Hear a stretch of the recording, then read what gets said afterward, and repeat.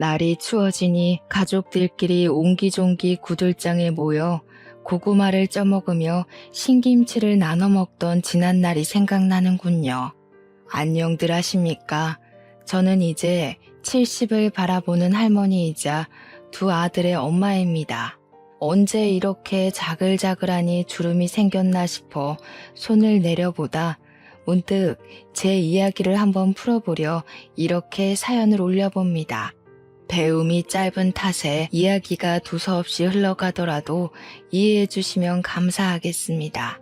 저는 고작 19살의 나이에 동네 오라버니와 연애를 하다가 덜컥 임신을 하게 되어 20살이 되자마자 누릴 것 누리지 못하고 아이를 낳아 시집을 오게 되었습니다.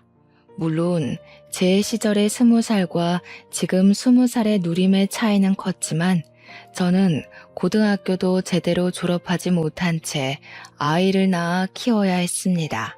남편의 집안은 경기도 양주 일대의 땅을 30만 평이나 가진 어마무시한 땅 부자였습니다. 제 속도 모르는 사람들이 저에게 시집 한번 기똥차게 잘 갔다고 이야기를 하곤 했지만 제 속은 썩어 문드러지는 줄 알았죠. 시댁이 정말 부잣집은 맞았습니다.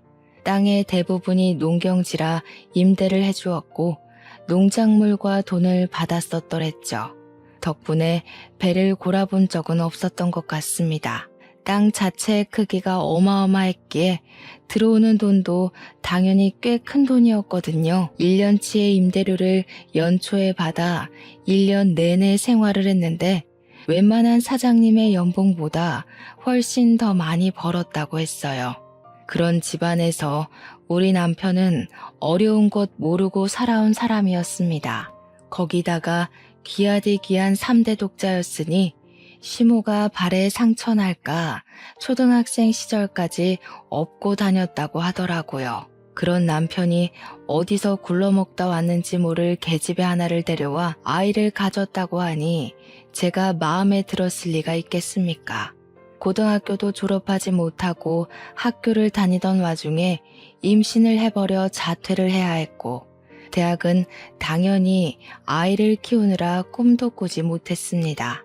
거기다가 제가 똑똑하고 공부를 잘했던 편도 아니었기에 시모는 매일같이 제 면전 앞에서 욕을 해댔습니다.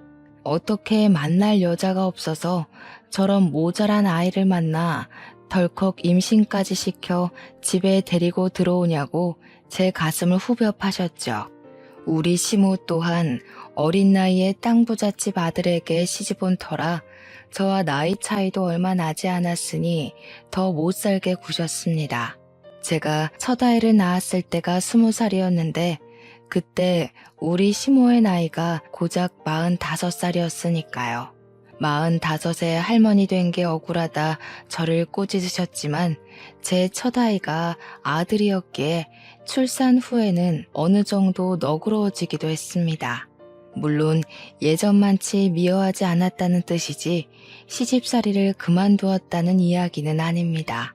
요즘처럼 문명이 발달하고 기계가 모든 걸 해주는 세상이 아니다 보니 시집살이가 참으로 고되고 힘들었습니다. 한겨울에 우물가에 가서 꽝꽝 얼어붙은 물을 길러오라는 것부터 시작해서 빨래는 두드려야 살아난다고 하루 종일 방망이질을 하게 만들기도 하셨습니다. 일정하게 두드려야 옷이 쫙쫙 펴진다고 옆에서 뜨뜻한 둥글레차를 드시며 제가 방망이질하는 걸 1초도 놓치지 않고 살펴보셨죠. 그냥 괴롭히고 싶어서 안달이 난 사람처럼 구셨는데 얼마나 시간을 쪼개서 괴롭히셨으면 제가 낳은 아들마저 제대로 돌보지 못하게 하셨습니다.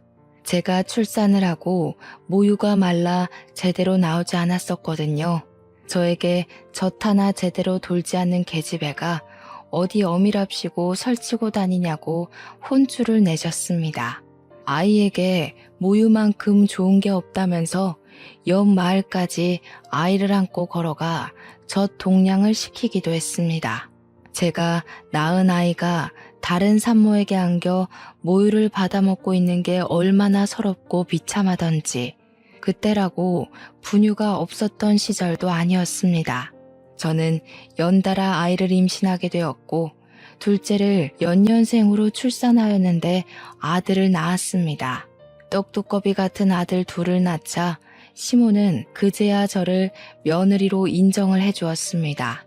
그전까지는 거의 집안에서 일하는 식모 수준이었는데 가족으로 인정은 해주신 거였죠. 그렇다고 저를 예뻐해 주셨다는 이야기는 아니고 그냥 밥 먹을 때 겸상 정도는 하게 해주신 수준이었습니다.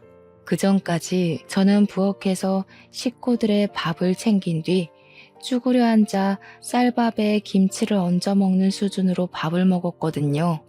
굶기지 않는 걸 고맙게 여기라며 시모는 항상 저에게 그 정도 처우가 딱 저에게 어울린다고 하셨었죠.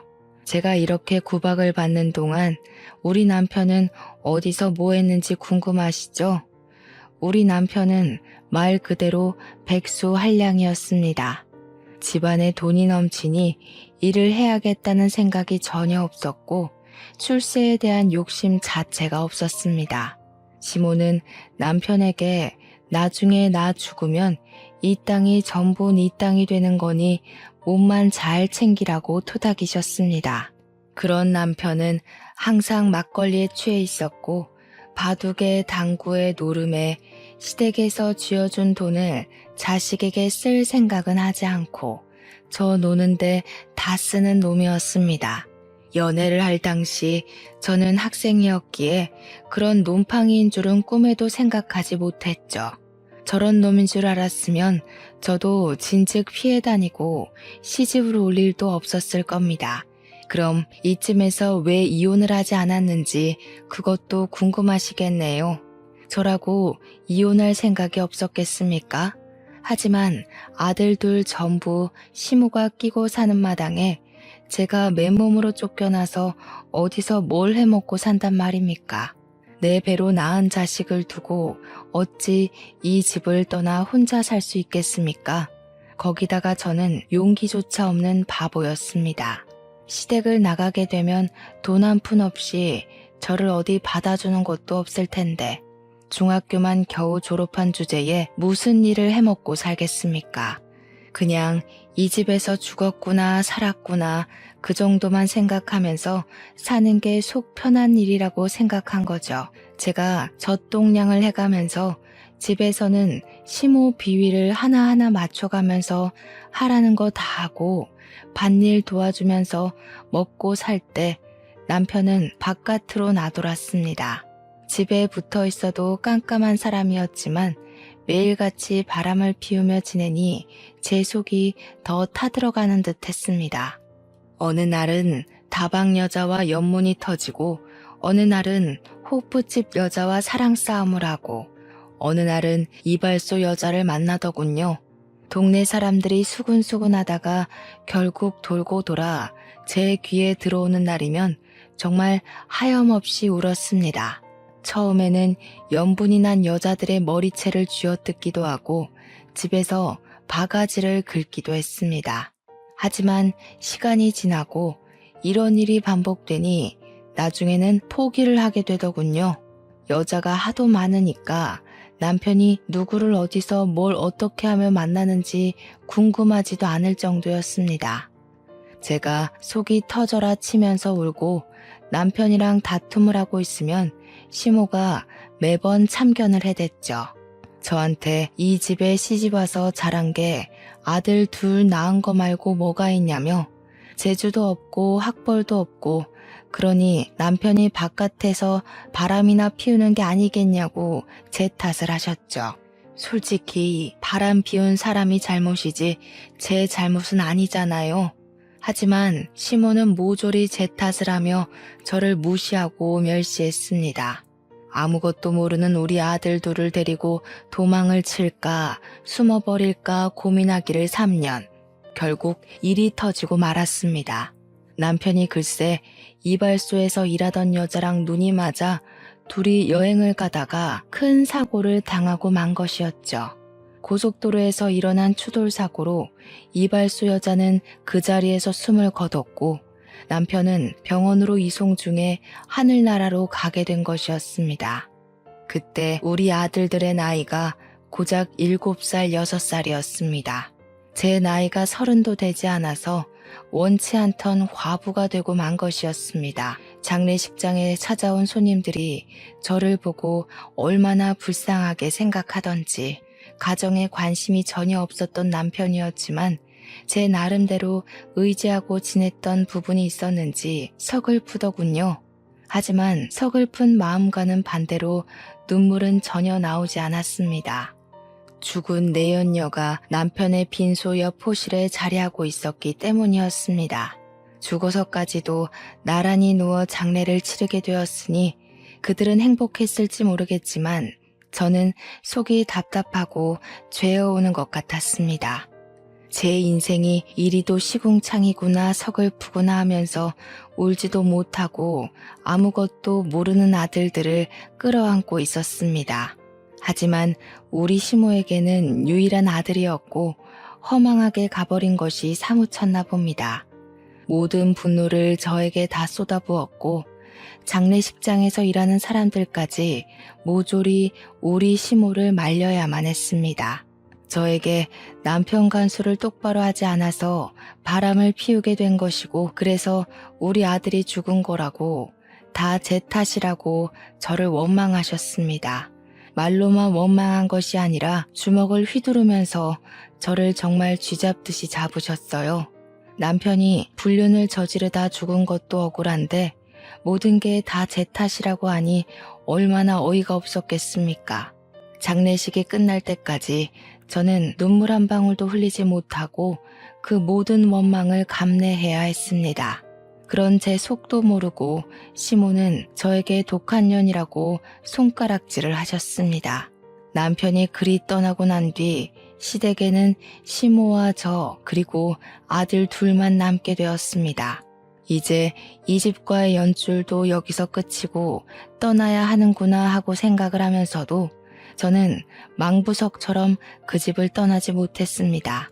시모는 제가 도망이라도 갈 것이라 생각을 했는지 제 아들 둘을 볼모로 잡고 저를 끝까지 붙들었습니다. 우리 시모가 땅 부자다 보니 재력이 어마어마하지 않았겠습니까? 저에게 어느 날은 그런 소리를 하시더라고요. 돈도 없이 내 손주들 데려다가 고생시키고 공부도 못 시키고 할 거면 손주들은 두고 몸만 나가라고요. 돈 없이 살 수 있는 세상이 아니니 돈이 있는 자기 옆에 찰싹 붙어서 콩고물 떨어지기만 기다리며 살라고 딱 잘라 이야기를 했습니다. 그때 우리 시모의 나이가 고작 52이었습니다.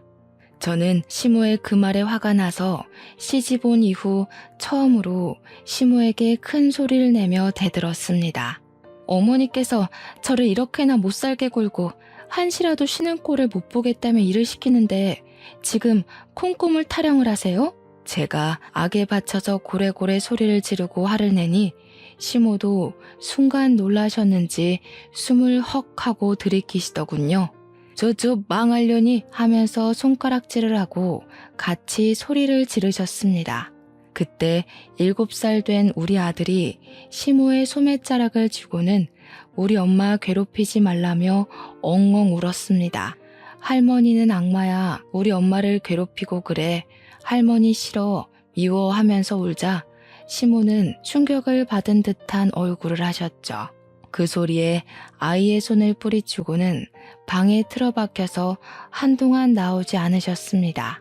저는 우리 아들들까지 모두 시모의 눈밖에 날까봐 두려웠지만 우리 아들들 키우는 데 들어가는 돈은 아낌없이 주셨다는 건 감사하더군요. 그날 이후 시모의 괴롭힘은 눈에 띄게 줄어들었습니다. 시모가 저에게 잔소리를 하려고 하면 첫째 아들이 달려나와 우리 엄마 괴롭히지 말라고 소리를 질렀거든요. 아들들이 한 해 두 해 나이를 먹고 커갈수록 시모가 저에게 행했던 일이 부당하다는 걸 알게 되었고 아들들은 참지 않았습니다. 일찌감치 철이 들어 항상 저에게 우리 엄마 고생 절대로 안 시킬 거라고 행복하게 해주겠다고 노래를 불렀습니다. 엄마가 평생 손에 물 안 묻히고 살 수 있게 성공할 거라고 둘 다 눈에 불을 켜고 코피를 쏟으며 공부를 했습니다. 사춘기 때도 저에게 반항 한 번 하지 않았고 시모가 트집을 잡을 때마다 악착같이 저를 지켜낸 두 아들이었습니다. 오죽하면 시모가 자기는 아들이 없어서 서러워 죽겠다고 울고불고 할 정도였습니다. 그렇게 시간이 흘러 양주 시골 자락에서 공부를 열심히 한 우리 아들은 소위 말하는 명문대에 진학을 하게 되었습니다. 그것도 아주 우수한 성적으로 아들 둘 모두 법대에 진학을 했고요. 평생 오지 않을 것 같았던 군대를 가는 순간까지 맞이하게 되었죠. 군대에서도 혹여나 시모가 저를 괴롭힐까 휴가를 나오면 집을 떠나지 않는 효자들이었습니다.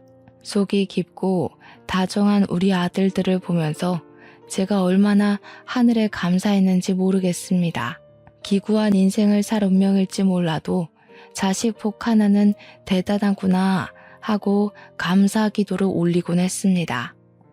우리 아들들 모두 고시 준비에 돌입하게 되었고 서울에 가서 공부를 시켜주겠다고 했으나 아무것도 없는 시골이 공부하기 딱 좋다고 하더군요. 방 한 칸씩 차지하고 공부를 한 결과 길지 않은 시간에 합격을 하여 첫째 아들은 판사가 되었고 둘째 아들은 변호사가 되었습니다. 합격을 한 날 마을 잔치를 열 정도로 시모가 좋아했었죠. 저는 그때부터 팔자가 피었구나 하고 생각을 하게 되었습니다. 우리 아들들이 무던히 노력을 하여 한 자리씩 맡았을 때 제 나이가 고작 50밖에 먹지 않았으니 저도 이제 쉼을 가질 수 있겠구나 싶었던 거죠. 그때 우리 시모의 나이가 75이었고 노친네도 성격 많이 죽었구나, 한풀 꺾였구나 싶었을 때였으니까요. 우리 시모의 양주 땅이 당시에 30만 평 정도였는데 그 땅 임대값으로는 아들들의 대학 등록금이나 고시 공부를 지원해주기 어려웠는데요. 뭐든지 최고급으로 가장 비싸고 좋은 걸로 해줘야 한다는 시모의 입김 때문이었습니다. 그렇게 땅을 조금씩 팔아가며 아들들 뒷바라지며 생활이며 하고 있었는데 어느 날 시모가 사기꾼의 꼬드김에 넘어갔어요. 더 좋은 땅이 나왔다는 마을 이장님의 감언이설에 홀라당 속아서 그 농경지를 팔고 다른 땅을 사게 된 것이었습니다. 그런데 알고 보니까 그 새로 산 땅이 그린벨트라는 것에 묶여있는 말도 안 되는 험지 수준의 땅이었던 거죠. 마을 이장님이 그 동네 토박이었고 신임도 두터웠던 분위기에 마을 사람들 몇 명이 그 꼬드김에 넘어간 것이었습니다. 모든 사실을 알았을 때는 이미 이장님이 야반 도주를 마친 후였던 것이었죠. 이장님네 아들이 노름에 미쳐서 집안을 홀라당 해먹었고 그 돈을 메꾸기 위해 마을 사람들을 상대로 사기를 친 뒤 나른 것이었습니다. 우리 시모는 아주 비싼 값을 치르고 쓸데없는 쓰레기 땅을 가지게 된 것입니다. 다행인 건 하늘이 무너져도 솟아날 구멍이 있다고 아들들이 그동안 번듯하게 자리를 잡았기에 생활비를 보태주기로 한 것이었죠. 완벽하게 반대의 상황이 되어버린 것입니다. 시모가 돈으로 저를 올가매고 있었는데 이제는 제가 시모를 책임지고 생활을 해야 하는 지경이 된 거죠. 저에게 돈이 생기니까 시모는 어느 날부터 제 눈치를 보면서 빌빌 기기 시작했습니다. 제 마음이 얼마나 통쾌했겠습니까? 지난 시간 모두 보상받는 듯한 기분이 들긴 했습니다. 하지만 그것도 아주 잠깐이었죠. 제 심성 자체가 못돼 처먹질 못해서 시모에게 제가 당한 만큼 모질게 굴 수가 없더라고요. 그냥 예전처럼 시모의 잔소리, 핀잔, 투정을 받아주고 돌보며 어느 날은 두런두런 이야기도 나누고 그렇게 서로를 벗삼아 지내고 있었습니다. 시모가 육포를 참 좋아하셨거든요. 육포가 먹고 싶다고 입맛을 다지면 시장에 나가 우둔살을 사왔죠. 집안 대대로 내려오는 시간장으로 양념을 해서 며칠 동안 육포에 양념을 하고 말리고 양념을 하고 말리고를 반복했습니다. 단단해진 육포를 구우면 기름기가 싹 올라오면서 아주 쫄깃한 식감을 내지요. 시모 입에 잘게 찢어 넣어주면 세상에서 가장 행복한 얼굴로 저에게 이런 말씀을 하셨습니다. 내가 너랑 둘이 이렇게 살 줄도 모르고 참 매질을 많이 했다고요. 기세가 한풀 꺾인 시모는 여전히 시키는 대로 곧잘하는 저의 다정함에 사과를 하기도 하셨습니다. 그동안 모질게 굴었던 거 다 미안하다고 이렇게 성실한 며느리를 자기가 너무 괴롭혔다고 하시면서 눈물을 찍어내기도 하셨습니다. 하지만 제가 아무리 심성이 착하다 해도 그 사과를 쉽게 받아주고 싶은 생각은 들지 않더라고요. 제가 그동안 당한 시집살이가 몇 년이고 얼만데 이렇게 말로 쉽게 화해를 한단 말입니까? 저는 시모가 그럴 때마다 모질게 내치진 않았지만 제 속마음을 숨기지도 않았습니다. 하늘 가서 시부랑 남편 만나기 전에 마음 다 털고 살 생각이신 거라면 그러지 마세요. 저 어머님한테 당한 거 하나하나 다 기억해두고 끝까지 마음에 담아두었다가 어머님 눈 감으시면 그때서나 장례식에서 마음 털 거예요. 그러니 시모가 그렇게 하라며 이 착한 며느리가 마음에 담아둘 정도로 자기가 모질게 굴었던 게 맞는다고 하시더라고요. 그러면서 고작 이 입으로 미안하다고 말한들 그 서운함이 다 풀리겠냐고 하고 싶은 대로 하라며 우셨어요. 시모가 서럽게 우는데 저도 괜히 눈가가 시큰해서 혼났습니다. 아들 둘 모두 번듯하게 취직까지 하고 일이 바쁜지 자주 내려오지 못하게 되었습니다. 둘 다 서울에서 일을 하고 있었으니까 서울에 집을 얻어서 살고 있었거든요. 그런데 어느 날 첫째 아들이 말도 없이 불쑥 양조집으로 찾아왔는데 웬 여자를 하나 데리고 왔더라고요. 볼살이 포동포동하니 귀엽게 생긴 아가씨였는데 누구냐고 물어보니까 아들이 쑥스럽게 여자친구라고 인사 한번 드리려고 찾아왔다고 하대요. 아들보다 2살이 어린 아가씨는 법원에서 일을 하고 있는 공무원이라고 했습니다. 시모는 버선발로 뛰어나와 둘이 결혼이라도 하려고 그래서 같이 내려온 게야 하면서 아이처럼 방방 뛰시더라고요. 이러다 소원처럼 증손주까지 보고 눈 감겠다고 즐거워하시며 같이 내려온 아가씨에게 이것저것 물으셨어요. 저는 한편으론 시모가 너무 오버를 하는 게 아닌가 싶어서 시모를 말리고 있었습니다. 이미 손자 며느리 취급을 하는 시모를 보면서 아들이 쑥스러워하더라고요. 가벼운 사이는 아니구나 하고 생각을 했는데 아가씨 손이 정말 야무져도 너무나도 야무지더라고요. 제가 손님으로 왔으니까 아가씨는 쉬고 있으라고 말리는데도 시골집에 온 것 자체가 너무 오랜만이라 집 구경도 하고 싶고 일손도 돕고 싶다고 하더군요. 그 아가씨의 외가가 깡총 시골에 있어서 이런 구들장이 있는 가옥 같은 데서 방학 시절을 보냈다고 자기한테는 이 시골집이라는 것 자체가 그리운 공간이라고 하더라고요. 말도 어쩜 그리 예쁘게 조곤조곤 하는지 마음에 쏙 들었습니다. 저랑 같이 솥밥을 좋아하는 시모를 위해 가마솥에다가 밥을 짓기도 하고 나물을 무치기도 하고 하는데 음식 솜씨까지 좋더군요. 너무 마음에 들어서 다음번에는 우리 며느리와 시어머니 사이로 봅시다 하고 보냈습니다. 그 뒤로도 따로 아가씨에게 먼저 연락이 와서는 좋은 고기가 있어서 시댁으로 고기를 보냈다고도 하고 어디 여행을 다녀오거나 좋다는 게 있으면 선물을 보내주기도 했습니다. 시골집이라 집안이 건조하다면서 가습기도 선물로 보내주었고요. 제가 오죽 신이 났으면 말입니다. 우리 작은 아들한테도 자랑을 했어요. 그러니 작은 아들이 형수를 만나본 적 있다고 하면서 사람 참 괜찮지 않냐고 하더라고요. 넉살 좋은 우리 작은 아들은 벌써 그 아가씨를 형수 하는 것 같았습니다.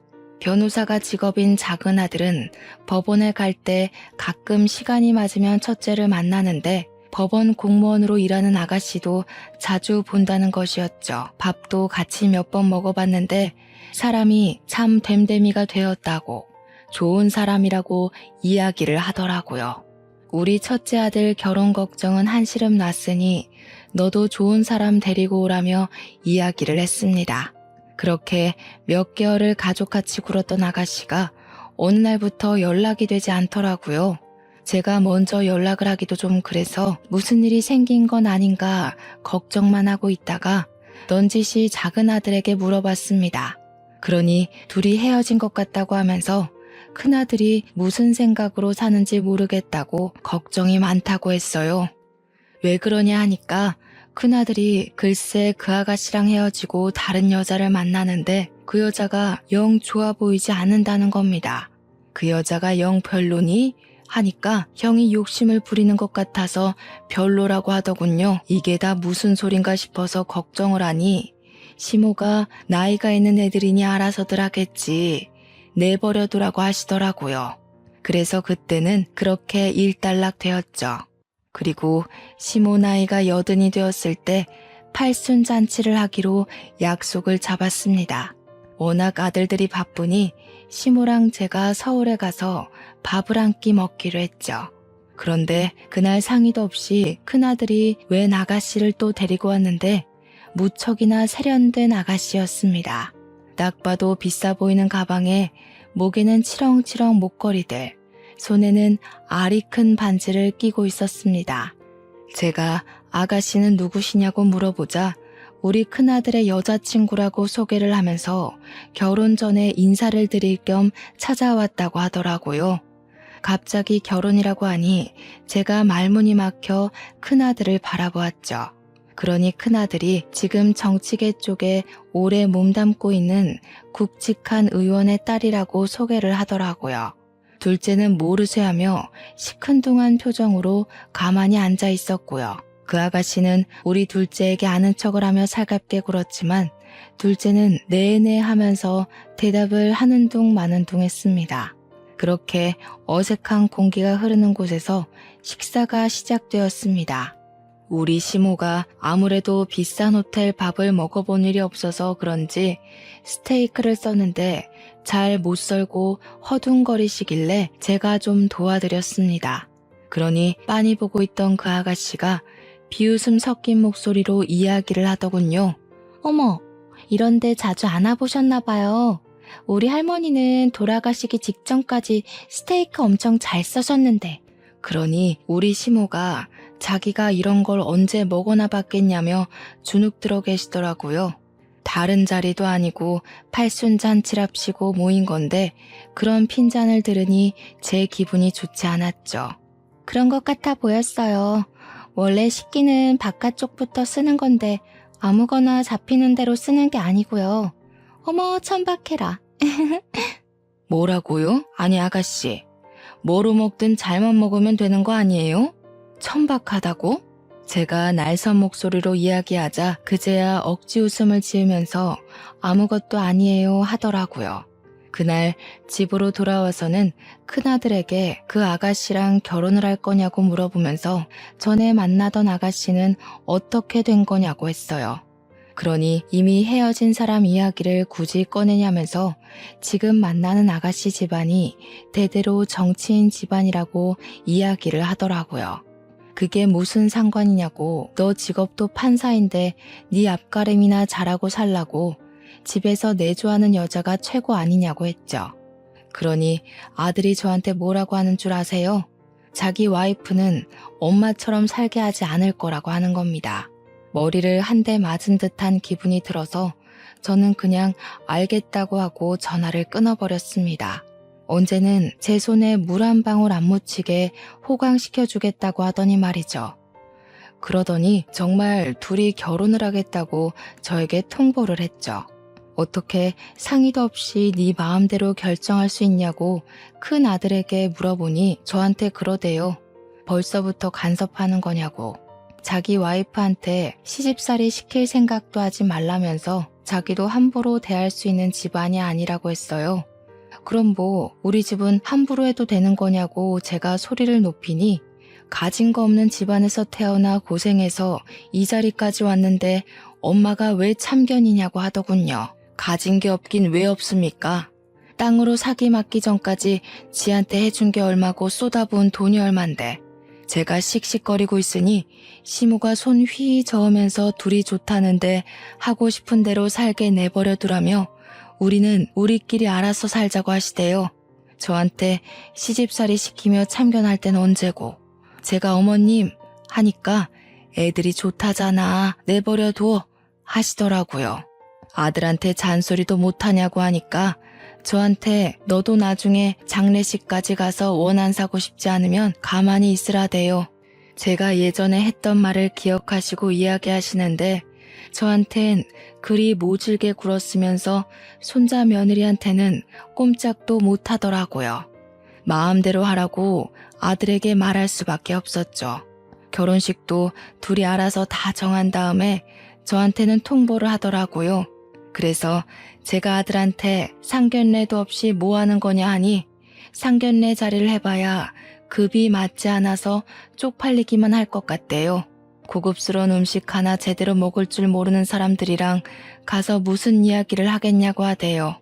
처갓집에서 준 돈으로 식 올리고 사는 건데 돈 한 푼 보태준 거 없으니 참견하지 말라는 소리까지 하더라고요.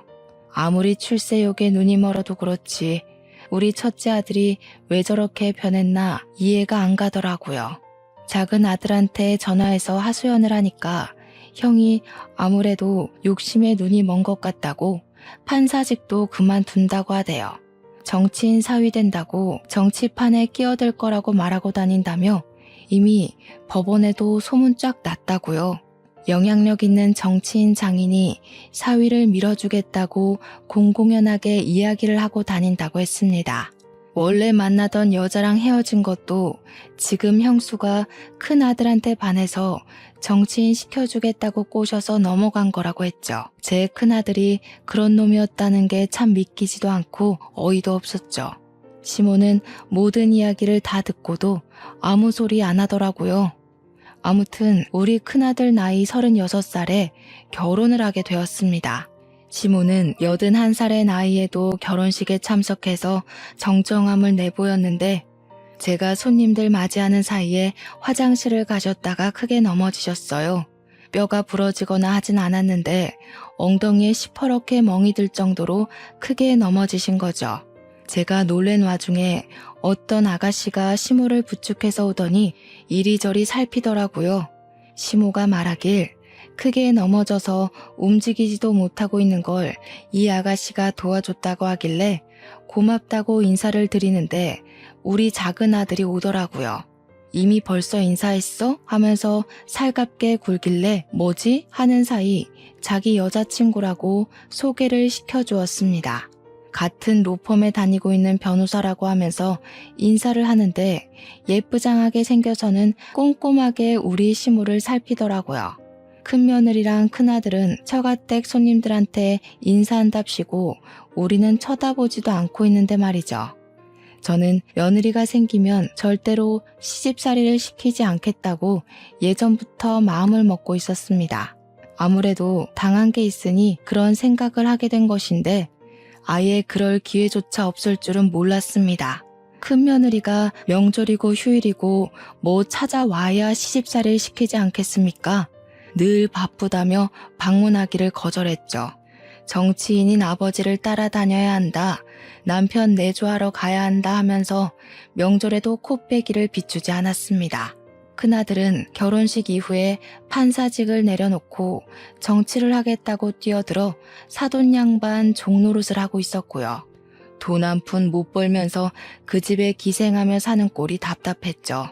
제가 잔소리라도 할라 치면 나중에 정치인 되면 다 큰돈 버는 거라고 언제까지 판사직하며 살 수 없다며 큰돈 벌 수 있는 기회라고 했습니다. 반면 둘째랑 만나는 아가씨는 안부 전화도 자주 하고 명절에도 굳이 내려와서 저와 시무를 챙겼어요. 그 아가씨 덕에 양평에 있는 푸빌라도 가보고 바비큐도 해먹어봤죠. 둘째 아들도 시간이 얼마 지나지 않아 결혼을 했고 첫째네와는 다른 모습을 보여주었습니다. 85세의 시모를 일일이 보살피고 챙겨주었습니다. 오죽 예뻤으면 우리 시모가 땅 때문에 얼마 남지 않은 돈을 막 쥐어주기도 했어요. 신혼여행 가서 과자라도 사 먹으라고 300만 원을 주시는데 작은 아들도 놀래더군요. 큰 며느리에게는 돈 10,000원도 쥐어주신 적이 없었으니까요. 아들 둘이 다 결혼을 하고 나니까 더 비교가 되더라고요. 큰 며느리는 안부 전화 한 통 없는데 둘째 며느리는 시간만 생기면 양주로 오더라고요. 아무리 경기도라지만 서울에서 1시간 반은 와야 하고 시골이라 아무것도 없는데 말이죠. 저는 이 넓은 밭만 봐도 기분이 좋아요. 나중에 나이 먹으면 이런 집에서 살고 싶어요. 시골이 뭐가 좋으니? 나는 도시가 좋더라. 며느리야, 도시가 좋으냐? 그럼요. 도시에는 없는 게 없잖아요. 배달 음식도 시켜 먹고 백화점 구경도 하고 지하철도 걸어서 5분 10분이면 탈 수 있고 얼마나 좋아요? 그럼 너도 도시 가서 살거라. 그럼 어머님은요? 나는 요양원이나 들어가서 할머니들이랑 화투나 치면서 살지 뭐. 어머님, 내가 해준 밥 아니면 먹지도 않으면서 마음에도 없는 소리 잘하시네. 이런 장난을 칠 정도로 시모와의 관계도 회복되었고 지금 생활에 안정감을 느끼며 살았습니다. 그렇게 1년의 시간을 더 보내고 며느리들이 둘 다 출산을 했는데 작은 며느리가 몸 회복해야 할 시간에 애 보여주고 싶다고 양주를 뻔질나게 오더라고요. 정작 우리 큰손주는 사진으로만 봤지 실제로 본 적이 없었고요. 우리 시모가 작은 며느리라면 껌뻑 죽을 만큼 예뻐했어요. 그러던 어느 날 우리 시모가 속아서 산 그린벨트 땅의 규제가 정권이 바뀌면서 풀리게 되었습니다. 거기다가 무슨 대기업에서 그쪽에 공장을 짓는다, 센터가 들어온다, 해외 무슨 가구점이 들어온다 하면서 땅값이 어마어마하게 올랐습니다. 우리 시모가 30만 평의 땅을 팔았을 때보다 훨씬 더 많이요. 각종 회사에서 우리 땅을 사고 싶다며 어떻게 알았는지 집까지 찾아왔어요. 시모는 임대업을 하던 노하우가 있어서 그런지 이쪽 저쪽 계산기를 두드리더니 대기업에 통 크게 팔아버렸습니다. 우리는 평생이 가도 못 쓸 것 같은 엄청난 돈이 생기게 되었어요. 저는 시모한테 이 돈 다 어떻게 쓰실 거냐고 묻자 시모가 그러더군요. 우리 며느리 도시 보내주고 나는 요양원으로 들어가야지. 괜히 마음이 시큰거리는 와중에 둘째 아들에게 전화가 오더니 대뜸 뉴스 봤냐고 물어보더라고요. 당장 TV 틀어보래서 틀었더니 사돈 양반이 떡하니 나오는 게 아니겠어요. 비리 정치인에서는 어느 기업에 청탁을 받았네, 비자금을 숨겼네 하면서 휠체어를 타고 검찰청에 들어가는데 우리 큰아들이 뒤따라 들어가고 있더라고요. 작은 아들이 큰형네 쫄딱 망했다고 비자금을 수십억 받아 챙기고 일가 친척들 취업 비리에 난리가 났다고 계좌까지 막혔다더군요. 너무 놀라서 큰아들에게 연락도 못하고 있는데 시모가 애들한테 연락을 좀 해보라고 시켰어요. 당연히 큰아들은 연락이 닿지 않았고 검찰에서 수사 중이라고 하니 한동안 기다려야겠구나 하면서 마음을 졸이고 있었습니다. 그렇게 한 일주일이라는 시간이 흘러 시모가 이제 더는 미룰 수 없다고 손주들에게 전화를 걸어보라고 하셨죠. 저는 생전 손주들 바쁜데 연락 자주 하지 말라며 핀잔을 주던 시모가 자꾸 연락을 해보라고 하니까 영 이상하기만 했습니다. 시모는 손주들에게 집으로 오라는 연락을 해달라고 했고 저는 영문도 모른 채 아들들에게 전화를 걸어야만 했죠. 아들들에게 시모가 찾는다고 집으로 좀 오라고 연락을 하니 둘째 아들은 한달음에 달려왔고 큰아들은 바빠 죽겠다고 뉴스도 안 보냐고 화를 내더라고요. 시모가 생각이 있어 부르는 거니 당장 오라니까 할머니 노망 났냐고 바쁘다고 하면서 끊더라고요. 작은 아들이 도착한 뒤 시모가 다시 큰아들에게 전화해서는 바쁘다고 하니까 전화로 말하겠다고 했어요. 네 엄마가 도시 가서 살고 싶다고 하는데 네가 장남이고 하니 모시고 살도록 해라. 순간 작은 아들도 할머니하고 저도 어머님하고 불렀죠. 근데 큰아들이 내가 왜요? 그러더라고요. 네가 어릴 적에 네 엄마 호강시켜준다 안 했니? 나보고 나쁜 할머니라고 그랬잖아. 그러니까 네가 모시고 가서 살렴. 그게 도대체 언제적 일인데 아직까지 그 소리예요? 호강이고 나발이고 제 코가 석자니까 연락하지 마세요. 괜히 둘째 며느리 앞에서 못 볼 꼴 보인 것 같아서 민망했는데 둘째 아들이 냉큼 묻더라고요. 엄마, 진짜 도시 가서 살게? 그럼 잘 됐다. 우리랑 같이 살자. 그래요, 할머님. 할머님도 같이 가요. 생각보다 도시가 편리하기도 하고 좋은 것도 많이 있어요. 병원도 가깝고요. 교통도 편리하고요. 이제 나이도 많으신데 병원 가까운 데 사셔야죠. 둘째 아들과 둘째 며느리는 거절을 하려는 저에게 오히려 먼저 모시고 살 생각이 있었다고 이야기를 했어요.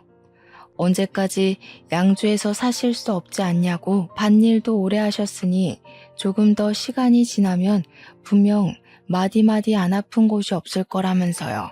의료기술이 발전했다고 하나 이런 시골에 좋은 장비가 없지 않냐고 저에게 도시로 가자고 하더라고요. 그쪽에서 남은 인생 즐기면서 사시는 게 훨씬 좋을 거라고 배울 것도 많고 할 것도 많다고 했어요. 시모와 저는 평생 양주를 떠난 적이 없기에 솔직히 도시에 가는 게 두려운 마음도 있긴 했지만 설레기도 했습니다. 어릴 적 누리지 못한 저만의 시간을 가질 수 있다는 생각이 들어서 점차 도시 쪽으로 마음이 기울게 된 것이었거든요. 그런데 시모가 그러더라고요. 내가 그 시끄러운 도시에서 어떻게 살겠니?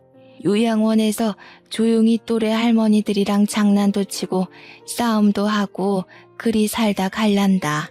어머님, 그러지 마시고 내가 해준 밥 먹으면서 끝까지 내 옆에서 살다가 가세요. 내가 호화로운 장례식까지 다 해줄게. 예, 며느리야. 내가 몇 년을 더 살 줄 알고 그런 소리를 하는 거야? 너 한 10년은 넘게 내 밥 차려야 할지도 모르는데? 10년이 뭐야. 20년도 더 해드릴 테니까 저랑 같이 가요.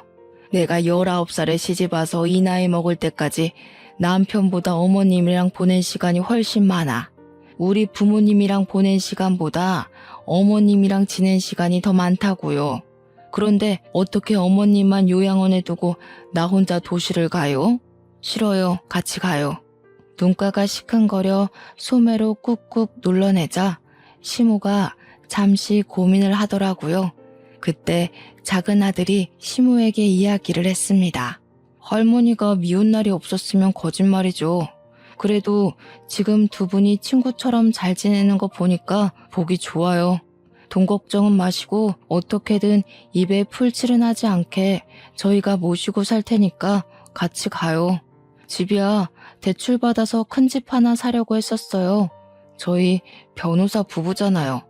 증손주도 좀 키워주시고 하면 저희야 더 감사하고요. 그러니 시모가 작은 아들에게 통장을 하나 틱 던지더라고요. 저야 그 통장이 어떤 통장인지 잔액이 얼마인지 알고 있었지만 전혀 사정을 모르던 작은 아들은 통장을 보고 입을 떡 벌렸습니다.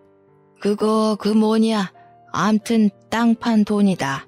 평생 먹고 살아도 남을 돈이니까 대출 받지 말고 네 어미랑 나랑 너네 가족해서 살 수 있는 큰 집 하나 사라. 몇십억을 줘도 되고 그 돈 다 써도 되니까 네 애미 도시생활 제대로 느낄 수 있는 집으로다가 사. 그 말에 결국 꾹꾹 참았던 눈물을 흘리고 말았습니다. 별거로 다운다고 핀잔을 주던 시모도 결국 고생했다며 눈물을 흘리시더라고요. 우리 한평생이 담긴 양조집은 결국 처분을 했고 작은 아들이 2달 뒤에 방이 6개나 딸린 펜트하우스를 구매했다며 보여주었습니다. 시모가 짐 챙길 것도 없다고 낡은 것들은 죄다 양주에 버리고 오자 하여 새 집에는 정말 몸만 들어갔습니다. 작은 아들 내외가 저랑 시모를 차에 태우고 집으로 가는데 시모가 변호사씩이나 돼서 차가 이게 뭐냐고 구박을 하대요. 증손주도 있고 이제 차에 타야 할 사람이 많으니 크고 좋은 차 하나 사라고 했습니다. 작은 아들이 집값이 얼만 줄 아냐고 차까지 바꾸는 건 지출이 너무 크다고 하니 시모가 버럭했어요. 너 좋으라고 바꾸라는 거 아니야. 네 어미 데리고 다니려면 튼튼한 거 큰 거 하나 사라는 거지. 우리 증손주도 타야 하고 나도 탈 건데 그럼 큰 차 사야지. 결국 작은 아들은 차도 대형차로 바꾸게 되었습니다. 그렇게 저와 시모는 작은 아들 내외랑 살면서 도시 생활을 만끽하고 있었어요. 큰아들이 시모의 땅값 소식을 듣고 집에 찾아와 소란을 한번 일으켰죠. 시모가 아주 딱 잘라서 너 같은 손주 없다고 누군지 모르겠으니 집에서 나가라고 축객령을 내리더군요. 큰아들이 유산 분배 소송을 걸겠네 어쨌네 난리가 났는데 시모는 기가 막혀 하더라고요. 내 돈 내가 쓰는데 네가 뭔 참견이냐고. 내가 너 보고 네 엄마 모시고 살라 하지 않았니? 거절할 땐 언제고 하면서 혀를 끌끌 차는데 속 시원하더라고요. 변호사인 작은 아들 부부가 문제될 것 없으니 걱정 말라 해서 안심하고 있었고요. 결국 사돈 양반은 법의 심판을 받게 되어 수감이 되었고 정치인하겠다고 뒷공무니를 쫓던 큰아들은 낙동강 오리알 신세가 됐죠. 우리 시모는 통 크게 돈 팍팍 쓰면서 제가 하고 싶은 거 갖고 싶은 거 모조리 다 해주시다가 2달 전에 돌아가셨습니다. 약속했던 대로 장례식 크게 해드리고 며칠을 시모 유품 들고 울다가 그리워하다가 지금은 안정을 조금 찾게 되었습니다. 우리 시모와의 이야기를 일기로 남겨놓고 싶은 마음에 이렇게 사연까지 올리게 되었고요. 글을 쓰다 보니 우리 시모와 구들장에 앉아 고구마 쪄먹던 그날이 참 그립습니다. 언젠간 저도 하늘나라에 가면 다시 만날 수 있겠죠? 그날을 기대해보며 이렇게 사연을 마치겠습니다. 감사합니다.